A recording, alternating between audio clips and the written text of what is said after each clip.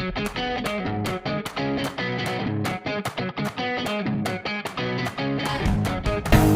butuh satu klik buat login ke aplikasi, kirim uang, atau pesan makanan.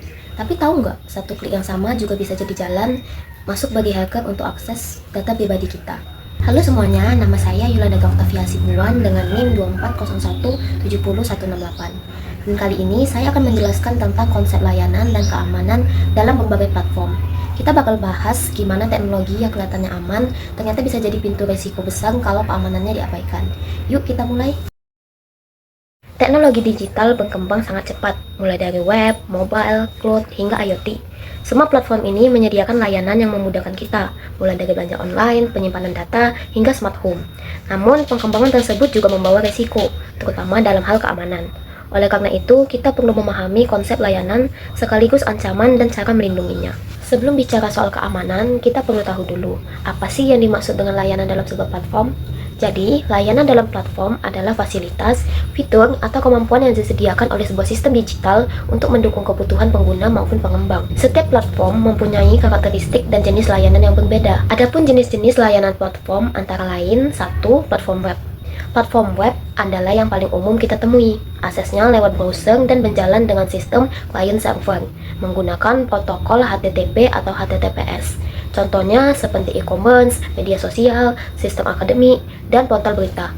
Karena sifatnya terbuka dan mudah diakses, platform web juga sangat rentan terhadap ancaman keamanan. Yang kedua yaitu platform mobile. Berbeda dengan web, platform mobile berbasis aplikasi seperti Android dan iOS. Aplikasinya bisa memanfaatkan sensor seperti GPS, kamera, atau bahkan sidik jari. Contohnya mobile banking, transportasi online, dan marketplace. Karena menyimpan banyak data pribadi, keamanan di platform mobile juga jadi hal yang sangat penting. Ketiga yaitu platform cloud. Nah, kalau platform cloud memungkinkan kita menyimpan dan mengolah data di server jarak jauh. Cloud punya karakteristik visualisasi, elastisitas, dan model layanan seperti AYS, PaaS, dan SaaS. Layanan umum seperti Google Drive, Big Data Analytics, dan berbagai aplikasi online adalah bagian dari ekosistem cloud. Yang keempat yaitu platform IoT atau Internet of Things.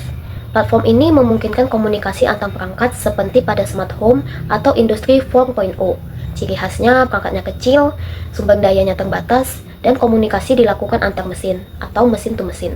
Tapi sayangnya banyak perangkat IoT yang belum aman karena jarang diperbarui dan sering menggunakan enkripsi yang lemah. Sekarang kita masuk ke bagian paling krusial yaitu keamanan. Keamanan pada platform adalah upaya untuk melindungi data, aplikasi, perangkat, dan jaringan dari ancaman atau serangan yang dapat merusak, mencuri, atau mengganggu layanan. Setiap platform mempunyai jenis ancaman dan strategi pertahanan yang berbeda-beda. Yang pertama yaitu platform web. Ancaman yang paling sering yaitu SQL injection, di mana peretas nyusupin kode jahat lewat input data. Cross-site scripting, nyerang lewat script di halaman web supaya bisa nyuri data pengguna.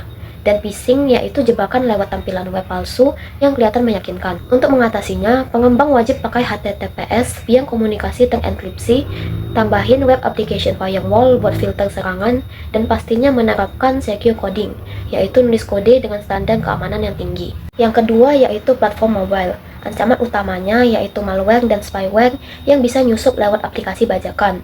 Penyalahgunaan izin aplikasi, misalnya aplikasi kamera, minta akses ke kontak atau lokasi tanpa alasan jelas. Rooting atau jailbreaking yang bikin sistem keamanan bawaan HP jadi rusak. Solusinya yaitu gunakan sandboxing biar setiap aplikasi punya ruangnya sendiri dan gak bisa ganggu sistem lain. Aktifkan autentikasi multifaktor. Jadi login gak cuma pakai password tapi juga verifikasi tambahan. Dan yang paling penting, download aplikasi cuma dari aplikasi resmi kayak Play Store atau App Store. Yang ketiga yaitu platform cloud. Ancaman yang paling sering muncul yaitu data breach atau kebocoran data pengguna, insecure API, antar muka yang gak aman sehingga hacker bisa masuk lewat pintu belakang, dan account hijacking, peretas ngambil alih akun cloud untuk akses data sensitif. Solusinya yaitu terapkan Zero Trust Security Model, yaitu sistem yang gak langsung percaya pada siapapun, bahkan dari dalam jaringannya sendiri. Gunakan enkripsi end-to-end supaya data tetap aman walaupun berhasil diambil. Dan jangan lupa backup rutin, karena serangan bisa datang kapan saja. Selanjutnya yang keempat yaitu platform IoT. Ancaman yang sering muncul yaitu firmware jarang diupdate, jadi bug lama masih bisa dieksploitasi. enkripsi lemah, jadi data antar perangkat bisa disadap. Serangan botnet yang bisa ubah ribuan perangkat IoT jadi senjata di DDoS. Solusinya jelas, terapkan autentikasi perangkat, dan tiap alat harus kenalan dulu sebelum terhubung. Gunakan lightweight kriptografi, metode enkripsi ringan tapi tetap aman untuk perangkat kecil, dan rutin update firmware dan patch keamanan. Selanjutnya mari kita bahas tentang prinsip keamanan platform. Yang pertama yaitu confidentiality atau kerahasiaan. Artinya menjaga supaya data hanya bisa diakses oleh orang yang berhak. Yang kedua, integrity atau integritas. Integritas itu tentang menjaga keaslian data. Jadi data harus tetap sama dari awal sampai akhir, gak boleh diubah tanpa izin. Yang ketiga, availability. Intinya, layanan digital harus bisa diakses kapanpun dibutuhkan. Yang keempat, authentication dan authorization. Authentication adalah proses memastikan kalau kamu memang kamu, biasanya lewat password, OTP, sidik jari, atau pengenalan wajah. Sedangkan authorization menentukan apa yang boleh kamu lakukan setelah login. Yang terakhir yaitu non-repudiation. Prinsip ini memastikan bahwa setiap tindakan digital punya jejak yang bisa dibuktikan, jadi nggak bisa disangkal. Nah, setelah tahu prinsip-prinsip dasar keamanannya, sekarang kita bisa lihat gimana prinsip-prinsip ini diterapkan di dunia nyata. Salah satunya lewat kasus besar yang sempat heboh, yaitu serangan cyber terhadap Uber tahun 2022. Kejadiannya dimulai di bulan September tahun 2022. Seorang hacker berhasil masuk ke sistem internal Uber, bukan karena serangan super kompleks, tapi karena teknik sederhana yang disebut social engineering. Jadi gini ceritanya, si hacker menipu seorang karyawan Uber lewat pesan palsu agar karyawan itu tanpa sadar memberikan akses login VPN perusahaan. Setelah berhasil masuk, hacker menemukan kredensial hardcode, yaitu username dan password penting yang disimpan langsung di dalam kode sistem. Dari situ, ia bisa masuk lebih dalam lagi ke sistem web, cloud, bahkan aplikasi internal Uber. Akibatnya, dampaknya luar biasa. Di platform web dan mobile, data pengguna dan data perjalanan berpotensi terexpose. Di platform cloud, hacker bisa mengakses data sensitif yang tersimpan di server perusahaan. Bahkan, perangkat IoT yang digunakan untuk pelacakan dan navigasi juga ikut beresiko dimanipulasi. Setelah diselidiki, ternyata masalah utamanya bukan di teknologinya, tetapi di manusianya. Karyawan kurang teredukasi soal keamanan digital, password penting disimpan langsung tanpa enkripsi. Tidak ada multifaktor authentication dan pengawasan keamanan juga minim.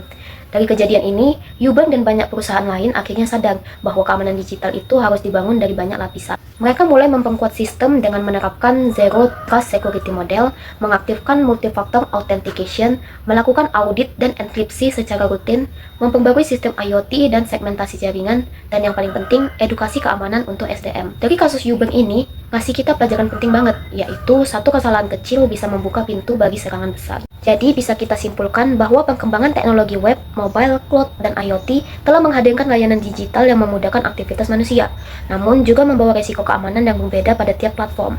Untuk mengatasinya diperlukan strategi keamanan sesuai karakteristik platform dengan berlandaskan prinsip keamanan.